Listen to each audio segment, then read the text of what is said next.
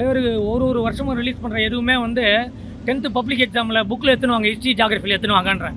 நாளை வரலாறு குழந்தைகளாக இருக்கட்டும், குழந்தை பருவமாக இருக்கட்டும், வாலிப வயசாக இருக்கட்டும், முதியோர் பருவமாக இருக்கட்டும், எல்லாருமே தலைவர் படத்தை ஒரு பாடமாக எடுத்துக்கணும். இது படமாக எடுத்துக்காதீங்க. ஏன்னா ராமாயணத்தை எப்படி வீட்டில் உட்காந்து படிக்கிறீங்க, மகாபாரத்தில் வீட்டு படித்து எப்படின்னு வரலாறு தெரிஞ்சுக்கிறீங்க, தலைவர் படத்தையும் பாருங்கன்றேன்.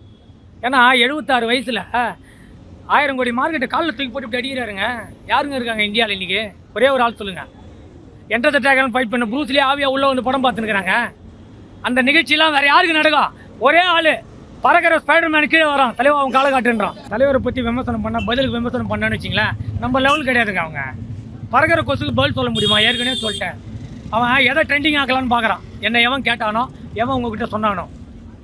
ஊடக நண்பர்களே, உங்களுக்கே தெரியும், இவ்வளோ விமர்சனங்கள் இருக்குது, இவ்வளோ விஷயங்கள் இருக்குது தலைவரை பற்றி. என்றைக்காவது உங்களுக்கு கருத்து பரிமாற்றமோ ஆவேசமாகவோ உங்களை திறந்தாச்சியோ தலைவர் பேசியிருக்காரா? ஆனால் என்ன வச்சு தலைவரை நீங்கள் காலி பண்ணலான்னு பார்க்குறீங்களா? நடக்குமா அது? அதான் தலைவர் பர்ஃபார்ம் 1000 கோடி கன்ஃபார்ம்.